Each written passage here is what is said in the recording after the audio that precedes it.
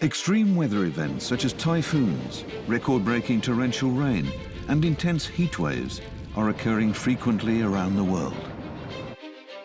One cause is global warming caused by greenhouse gases such as carbon dioxide emitted from the combustion of fossil fuels. The international community is taking steps to curb global warming. The aim is to achieve net zero greenhouse gas emissions and limit the global average temperature rise to 1.5 degrees Celsius above pre-industrial levels. So I see solving the climate crisis as a way to make us healthier and happier today and to help people in poorer nations and poorer parts of richer nations. However, we are still a long way from achieving these goals, and many scientists are sounding the alarm about the future of our planet. If the climate scientists are right, there will come a point in the not-too-distant future when just the simple physical impacts of a melting down climate will start destroying wealth faster than it can be created. How can we pass a healthy Earth on to the next generations? The Blue Planet Prize, established by the Asahi Glass Foundation in 1992, is an international prize presented to individuals and organizations making significant contributions toward the solution of global environmental problems. Each year, 2 recipients are selected from a wide range of study fields, including ecology, oceanography, physics, and economics, to be honored for their achievements.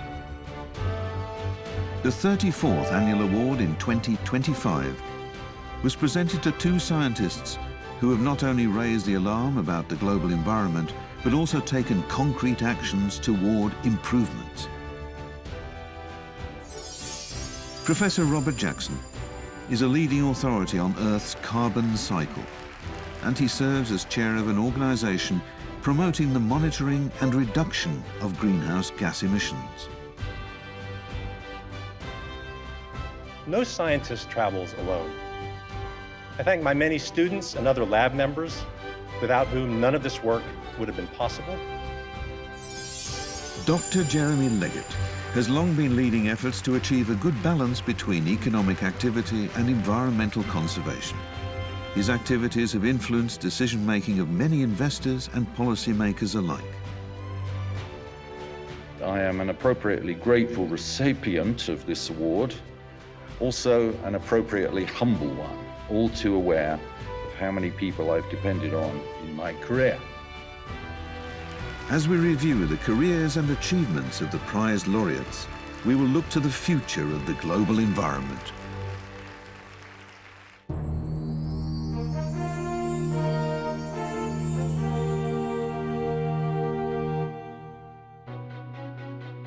Professor Robert Jackson has traveled not only across the United States, but also around the world conducting research on greenhouse gases. While quantifying and monitoring the atmospheric concentrations of greenhouse gases, such as carbon dioxide and methane, he is also calling for rapid reductions of methane emissions. Our pollution in richer nations is harming people all over the world, particularly people in poorer nations who can't afford to deal with or adapt to the rising sea levels, the loss of ice, the additional storms, droughts, hurricanes, and things like that they're having to live with because of our pollution.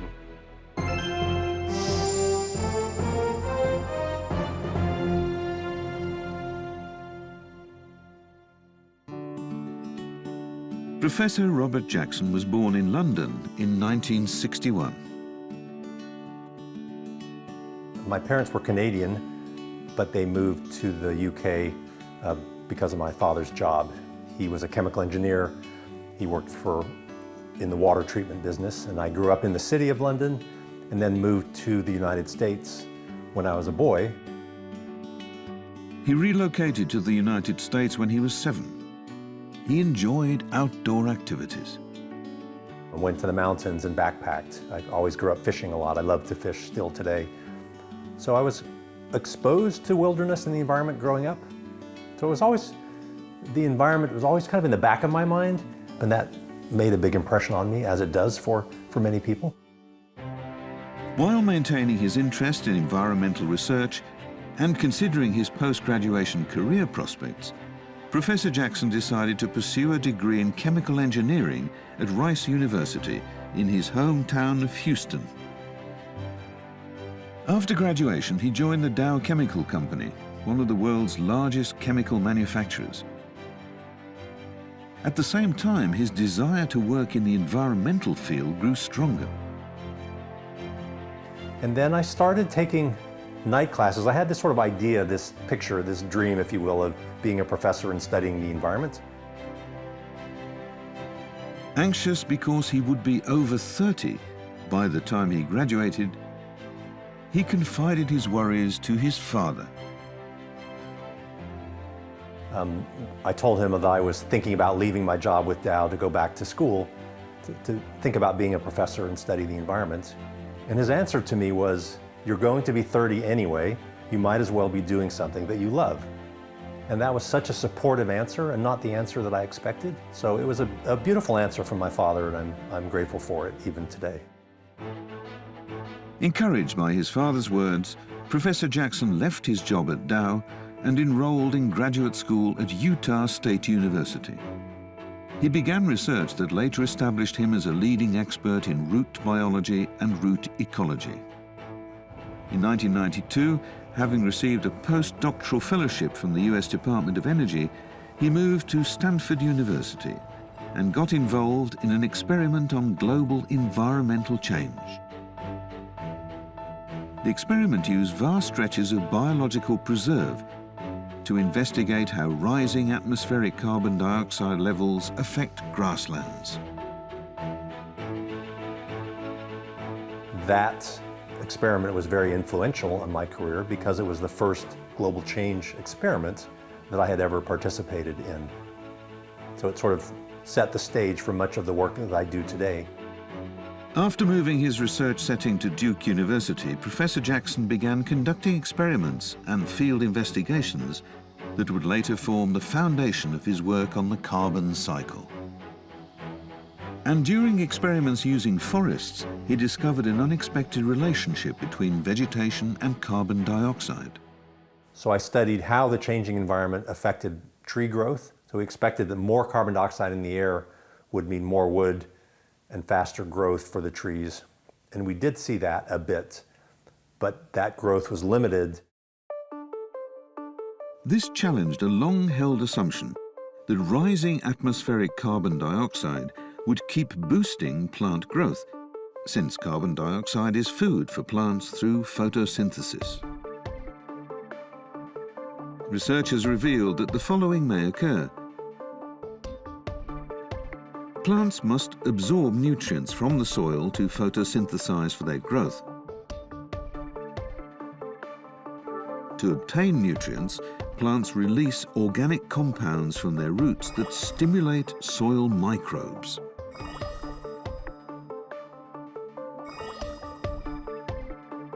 This boost in microbial activity speeds up the decomposition of soil organic matter, including stored soil carbon. As a result, more carbon is released into the atmosphere as carbon dioxide, leaving less carbon stored in the soil. When we lose organic matter or carbon in the soil, our soils retain less water. They are not as fertile. We can't grow plants as quickly. Furthermore, it has been pointed out that carbon dioxide release from the soil could potentially accelerate global warming even further. This is because the soil is a far larger carbon reservoir than the atmosphere.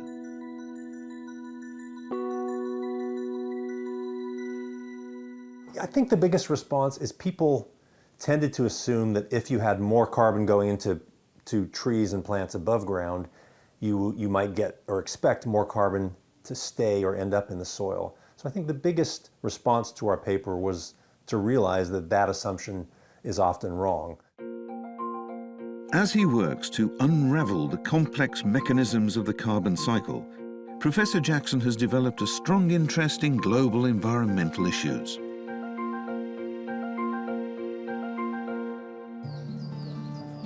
His favorite pastime between research activities is spending time surrounded by nature with his wife.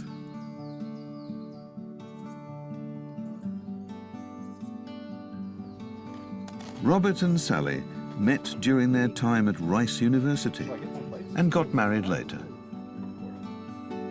Sally has great respect for her husband's dedication to his research.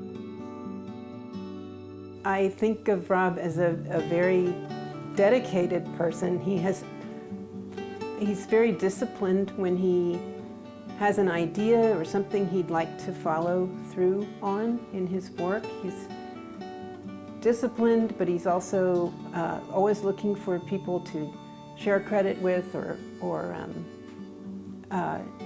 not just share the work, but share the credit and the expertise with other people. In the course of his research on the carbon cycle, Professor Jackson has come to focus on one greenhouse gas in particular.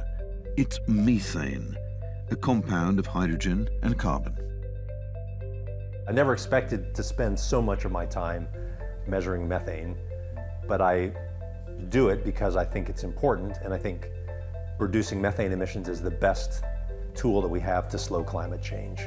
Viewed over a 20-year period, methane is a highly potent greenhouse gas, approximately 90 times more powerful than carbon dioxide. In the natural world, methane is emitted from sources such as volcanic activity and tropical wetlands.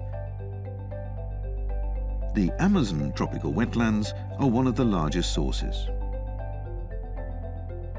He has conducted fieldwork in the Amazon wetlands for many years, measuring methane emissions produced by microbes. We take measurements of methane emissions from the Amazon, trying to understand what those are today and whether they're going to go up as the Earth warms. However, methane emissions from natural sources account for only 1/3 of the Earth's total. The remaining 2/3 arise from human activities.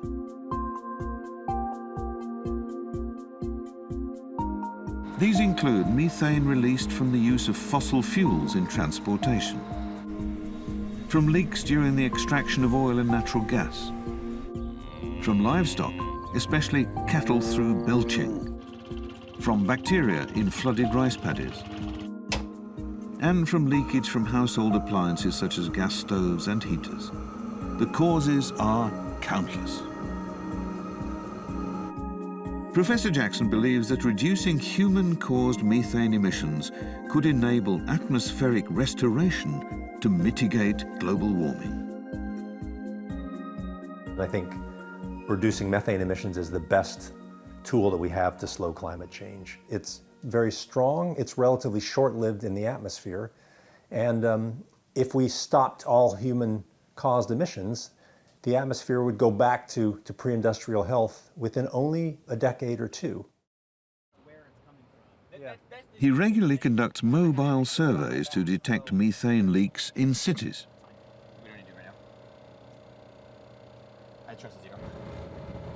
This display shows methane concentrations in the air.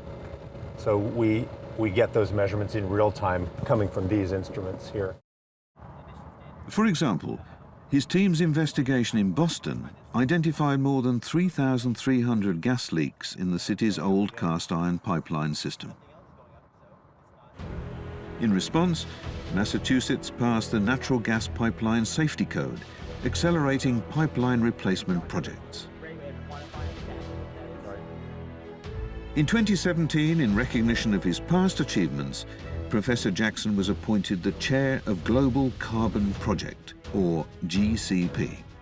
Established in 2001 through the collaboration of several international organizations involved in climate change and biodiversity, the GCP works with over 1,000 scientists worldwide to compile comprehensive data on the greenhouse gas budget. GCP provides scientific data to international organizations such as the IPCC and national governments. Widely used as materials in making major international agreements, such as the Paris Agreement, its data and analyses play a vital role in shaping climate action. Professor Jackson is deeply engaged in activities aimed at reducing greenhouse gases.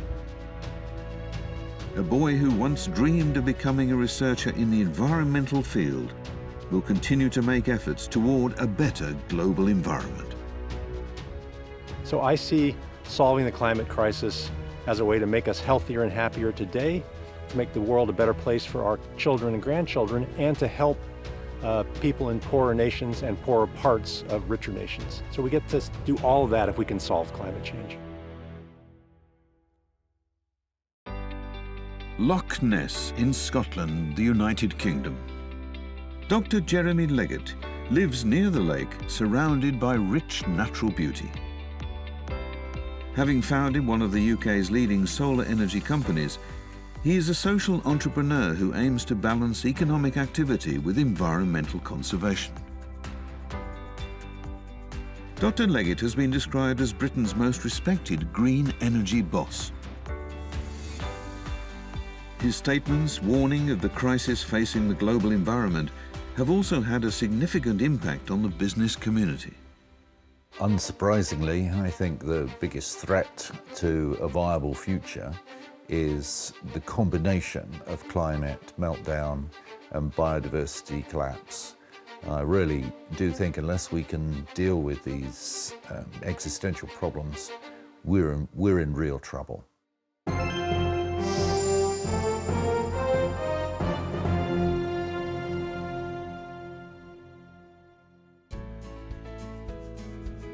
Dr. Leggett was born in 1954 and raised in the suburbs of Hastings in southern England. During his childhood, he often travelled with his parents to Scotland and enjoyed camping and various outdoor activities. An interest in fossils and rocks generated while he was interacting with nature opened the door to science for him. I was an avid fossil collector as a schoolboy, so that was an abiding love of, I guess, nature, fossil nature, and that's what got me interested in the history of the planet over time. Dr. Leggett entered the University of Wales and later earned his doctorate in earth sciences from the University of Oxford. His graduate research on deposits left behind by an ancient ocean led to his appointment to a junior lectureship at the Royal School of Mines at Imperial College. While teaching students about the environmental impact of fossil fuels at the Royal School of Mines, he participated in research on shale deposits with petroleum trapped between them. He was receiving funding from two major global oil companies. Gradually, he became plagued by guilt over the fact he was engaged in two conflicting activities concerning the global environment. And he made a big decision. I'd reached a point, I had a crisis of conscience. I was teaching young people all about oil and coal and the things that were causing the problems. I wasn't doing anything about it, and I found that difficult. I went back to my office and I decided I was going to quit. After resigning from his academic post, Dr. Leggett went on to work for Greenpeace International, the environmental NGO. So I went from probably one of the most conservative universities in the world to then one of the most radical environment groups. Strange career twist. While working as chief scientist for the climate campaign at Greenpeace, Dr. Leggett interacted with many business leaders in a lobbying capacity. This would later bring him to a turning point. I was inspired by all the business people who had told me I should have a go at setting up a company that would be a campaigning company that would actually, in the markets, try and combat the idea that the world has to be run on oil and gas and coal. And that's how I set up Solar Century.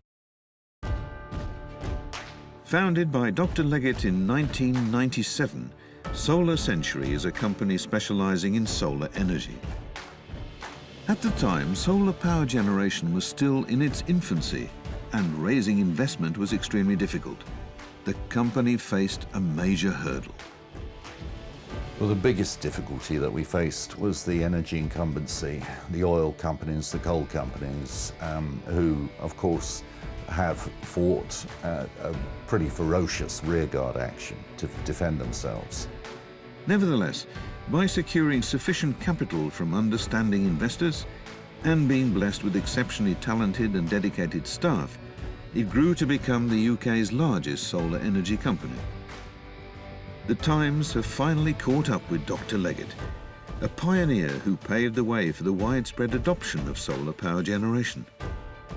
Activities that balance environmental conservation and business spread not only within the UK, but also to Africa. It always struck me that we were going to be operating in the developed world, and it would be wonderful, it's essential to get solar into the developing world, where even then, at that time, it already was cheaper than the alternative, which was kerosene. The initiative the company pursued was the sale of solar lanterns in Africa, which provide light using electricity charged by sunlight. Solar Century donated 5% of its profits to Solar Aid. This charity supported local entrepreneurs selling solar lanterns in their communities, and it built a sustainable local business ecosystem. I think the biggest joy I had in the whole experience was actually going to Africa and seeing on the ground the impact of these little solar lanterns, you know, with people, in some cases who had no light at all because they couldn't even afford kerosene, and then lighting up their homes at night. It's a very wonderful thing to see happening. Dr. Leggett has carved out his life from scientist to conservationist to entrepreneur. His wife Aki has always watched over him as he has taken on new challenges from scratch. When you read any organizations, you encounter, people always encounter difficult situations. But in Jeremy's case, no matter how many times he encountered such situations, he somehow managed to come up with possible solutions and press ahead with very positive attitude. And he actually managed to solve a lot of problems in that way, which is really remarkable. After stepping down from his role at the solar power company, Dr. Leggett met a young fund manager. In 2010, he became the inaugural chair of CTI, Carbon Tracker Initiative, a non-profit think tank.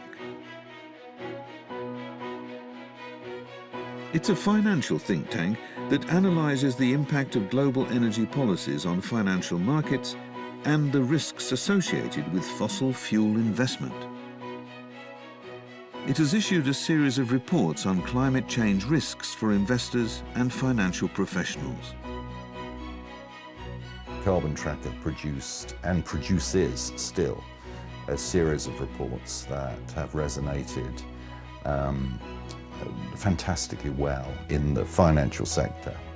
So not Greenpeace, not an NGO of that kind, but a proper set of financial analysts who could communicate with the financial institutions in the City of London. And that worked really well. We got big traction with that argument early on. Carbon Tracker Initiative has raised awareness of the carbon bubble. CTI argues that fossil fuel assets are overvalued relative to their actual worth in financial markets. If climate action continues to progress and significantly restricts their future use, their value could collapse. The challenge is to retreat from fossil fuels as sustainably as we can. And of course, the danger, the longer we delay it, if there's a panic point and a panicked retreat from fossil fuels, that would pose a stress for the global financial system. And people have said that could cause the next financial crash. While warning society about the crises brought on by global warming, Dr. Leggett has launched a new project. The project is currently underway around Loch Ness in Scotland, where the doctor lives. Highlands Rewilding is rewilding this estate. We're trying to bring it back to a kind of nature that it would have enjoyed hundreds of years ago. And in doing that, we're trying to bring carbon down out of the atmosphere to help with the climate meltdown problem and increase biodiversity to help with the biodiversity collapse problem. Dr. Leggett has founded a new company dedicated to restoring lost natural ecosystems. By restoring nature, he explored the possibility of launching a project that could address two critical issues simultaneously: the climate change crisis and biodiversity loss. When we arrived here 5 years ago, this was as bald as a golf course. In fact, it looked like a golf course, and it had hundreds of sheep on it, cropping the grass down. So we've got rid of the sheep, and what we normally have out here grazing are cattle. That is analogous to what you would have had hundreds and hundreds of years ago on this land. So this is work in progress. We're not totally happy with how it is at the moment, but we're certainly a lot happier than we were when you could have played golf on it. Carbon sequestered through nature restoration can be verified and issued as credits, like carbon credits, and a market is emerging in which those credits can be traded with companies seeking to offset their emissions. We'll be selling those carbon credits and biodiversity credits to progressive companies who support what we're doing and need to buy the credits increasingly because the government is expecting that of them and making a policy environment where they have to do it. This time as well, he aims to create a sustainable business that involves local residents by balancing environmental conservation with economic activity. So we're on the frontier, literally and metaphorically, of a very embryonic market that is vital for a livable future. You're not growing GDP necessarily. We need green energy, any sort of a mechanism we can think up for cutting greenhouse gas emissions and building prosperity in different ways. That's what we have to grow. The common thread running through the various projects undertaken by these two scientists is the grand challenge of restoring the Earth's environment and passing it on to future generations. Young people look around the world and are concerned about their future for climate and for other reasons, and I need to help them see that things can get better, things have gotten better. You can't afford to fear failure. You've just got to try. Yes, I've always responded to a challenge and hopefully will continue to do so for a good few years yet. A deteriorating environment cannot instantly be restored. But these two scientists demonstrate that persistent, steady action and unceasing challenges hold the key to building a future blessed with a beautiful environment.